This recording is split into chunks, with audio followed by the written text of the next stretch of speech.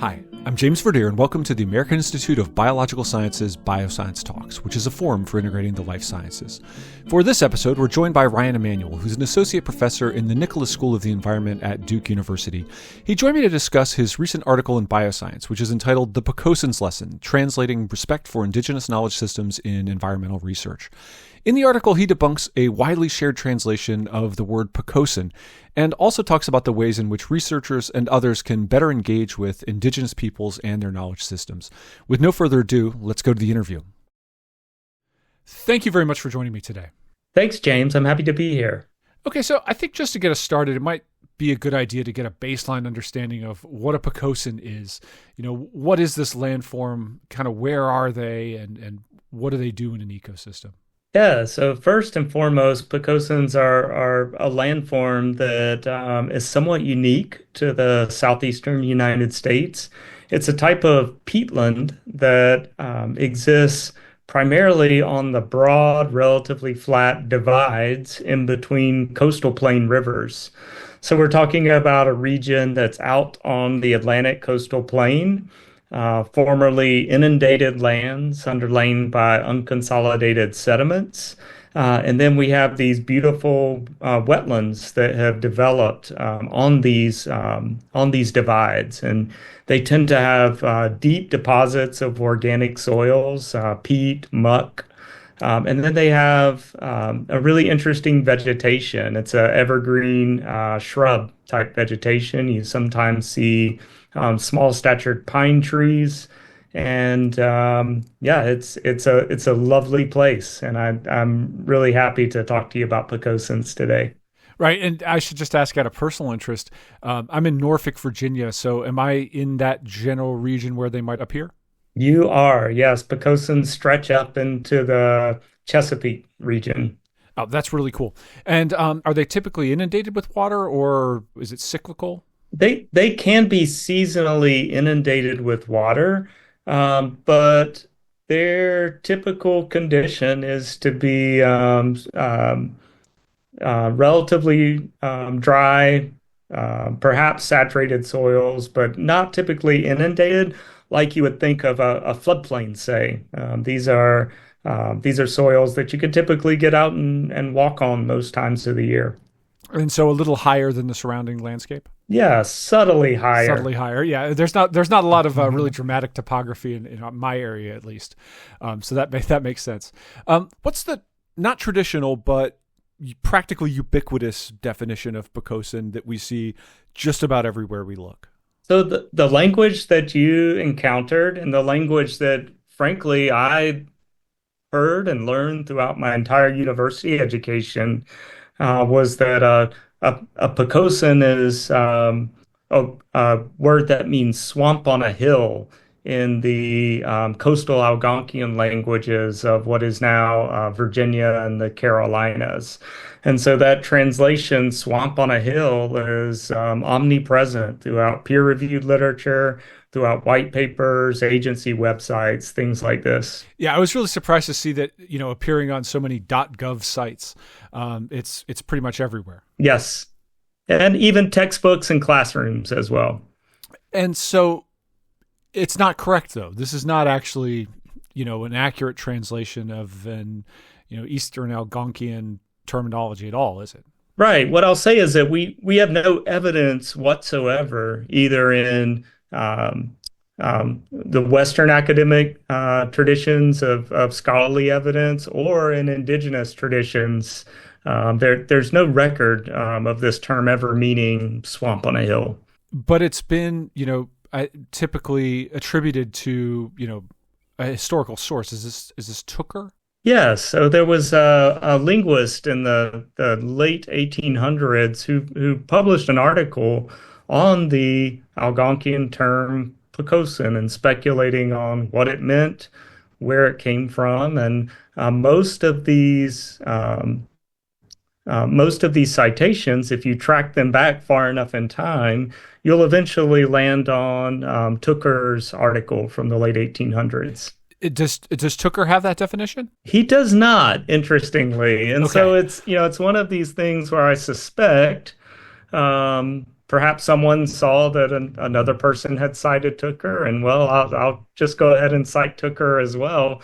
But you can read the article from start to finish, and nowhere do you see anything like "swamp on a hill" offered as a translation of the term Pocosin. Okay, and do we have any idea, where it may have actually come from? Well, we do know that it does come from the coastal Algonquian languages that were spoken for centuries or millennia in what's now the coastal plain of North Carolina, maybe up into your area. So we absolutely know the origin of the word from those languages, but what Tooker concluded and what would I agree with is that it's a word that means the type of landscape that it is. Right. I think we sometimes call that an autonym. So where did we get this swamp on a hill? Do we know? Yeah, the swamp on a hill phrase is in a way a teaching tool, right? Since these Pocosins exist on divides between streams, you could think of that as akin to a ridge line, although out on the coastal plain, the topography is so subtle that you don't see any kind of relief whatsoever. And there's nothing really like a ridge line or a hill or anything like this. And so, wetlands, swamp, there's sort of some analogous language there.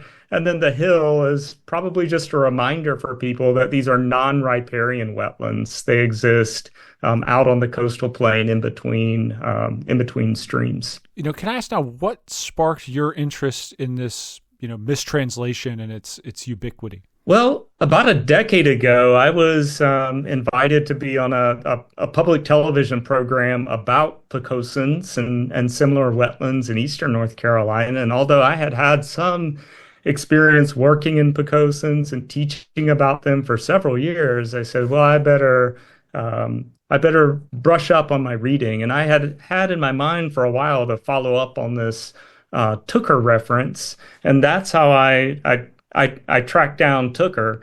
But in a broader sense, that phrase "swamp on a hill" sets off some red flags in my mind. There's something about the cadence. It almost comes across as a stereotypical phrase that you might hear from a character in a Western or a cartoon or something like this. And I know that other Indigenous listeners might be familiar with this kind of stereotypical monosyllabic language that we sometimes hear in old movies used to portray Indigenous people. So we have a situation in which this, inaccurate and stereotypical sounding definition of the word Pocosin, which is an actual Algonquian term, has wound its way into government literature, academic literature. Every website that you check, if you look up the phrase Pocosin, you find, the word swamp on a hill to describe it. And it's pretty much everywhere, isn't it? Yes, it's everywhere. Although I did notice recently that the definition has changed on Wikipedia and that it actually cites this article. Yeah, I saw that this morning, and that was great news. So I'm assuming, our readers are out there doing good work on Wikipedia, and we thank them for that. So, what are the implications of this? It's clearly unfortunate, that this has occurred and been promulgated, practically everywhere. But what does it tell us about, the way that perhaps traditionally Western science interacts with Indigenous communities? Are there lessons to be learned here about, the ways that they could perhaps do things better? Yeah, I think one of the key lessons here is a call to examine the standards of evidence that we may bring to bear when we invoke indigenous knowledges or traditional ecological knowledge, as it's referred to in some of our disciplines. And I believe that scientists and professionals are well intentioned in their desire to consider indigenous knowledges in their work. But it's important to remember that there are standards for verifying indigenous knowledge claims, just as there are standards for verifying knowledge claims in the disciplines that you and I belong to. And in this case, it's easy to see that the phrase Pocosin doesn't really stand up to scrutiny by Western academic standards because we can look all the way back to Tooker and we can see that there's no evidence that this well-cited source actually claims what people say that it claims. But there's also no evidence that this translation exists or is used among indigenous peoples today. And I can speak personally as a Lumbee person, a citizen of the Lumbee tribe who's indigenous to the lands where Pocosins are endemic. This is not a translation that we have used, unless, like me, you learned it from a teacher or a professor. And so, if we think about the way that indigenous knowledge tends to be translated, predominantly orally, we can go and look for that evidence, and frankly, we don't see any. And so, I think the lesson is to be aware of the standards by which indigenous knowledge can be introduced into our work as scientists and practitioners. And is this something that, when that definition was first floating around in those early years? And as an aside, do we know when that was? Do we know when it was introduced? So sometime after 1899, because somebody had to cite Tooker, but Yeah, I've seen one or two references going back prior to say 1980, but the majority of them come in the last couple decades of the 20th century. and so if those who had heard or perhaps inadvertently invented or initially were going to record that translation, um, if they had consulted the oral tradition, would they have been able to get to a better answer or get a better definition or that sort of thing? I don't know if they would have gotten a better definition. I think Sure.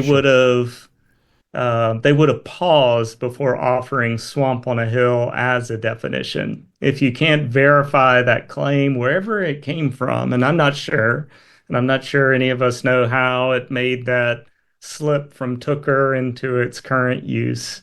But yeah, I don't know if we would have ended up with something better. I think we might have ended up um, in a place of humility where we say, this is the word, this is the landform that it's associated with.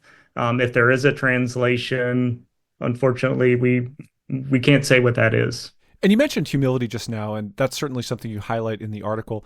Is this largely a matter of, scientists not being so hubristic when they, encounter a knowledge system that they may not be as familiar with? That's certainly part of it, and that was one of the reasons why I think this is an important lesson for the readers of this journal.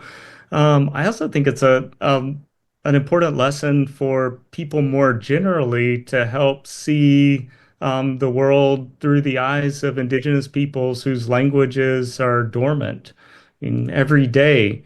I think about how my ancestors referred to the landscape around me, and it's troubling to think that I don't have all of those words to describe things in the way that my ancestors described them. And so it's something that indigenous peoples here in this region, many of us have come to grips with. But I think it's also an opportunity for folks more generally to see things through our eyes and to understand some of the difficulties that we have coming to grips with having a language that we have to use that we know isn't the indigenous language to the place that we come from. Absolutely, and that's a very powerful message for all who are listening, many of whom I'm sure are scientists themselves. Let's chat a little bit about your book On the Swamp, Fighting for Indigenous Environmental Justice. And I'm wondering just initially, what inspired its creation and what kind of stories do you tell within? Yeah, thanks for that. This is a book that highlights the ways in which indigenous peoples here in Eastern North Carolina have managed to not just survive, but thrive in a radically changing environment. And some of those changes are associated with climate change, but many of them are associated with centuries of colonialism that have not only transformed the landscape, but have displaced us from many parts of our ancestral territories. And the stories in this book link to present day environmental issues that we might associate with environmental justice in the sense of racial and socioeconomic disparities and the distribution of environmental goods and bads. And some of those issues are industrial livestock production, ditching and draining of wetlands, the arrival of fossil fuel pipelines and things such as this. But what I want people to see is how these are not separate issues. Many of them link back to this common root of colonialism that has really driven the exploitation of land and people for centuries. And I think it's an important set of stories and set of lessons for scientists who engage with these issues, either the phenomena or the processes behind them.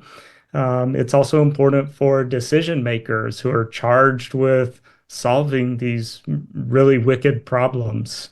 And then for the public more generally, it's an important work for helping them to understand that Indigenous peoples are still here in this region, and that they have managed to adapt and managed to thrive in ways that are sometimes quite surprising. What are some of those surprises? How have people managed to adapt? I'm familiar with the landscape, and I'm familiar with the landscape mainly in its current state, which has been, largely drained and, crisscrossed with pipelines and things like that.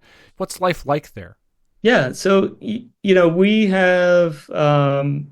adapted to the arrival of things like wetland ditching and draining, and yes, that has created additional arable lands in the coastal plain, but it's come at the cost of things like biodiversity, right, and culturally important habitat, riparian floodplains, riparian systems that our ancestors used for food, for medicine, for transportation. Those have been degraded in many cases to the extent that we can no longer use them. But one of the surprising stories has to do with a neighboring indigenous community to my own, the Coharie tribe.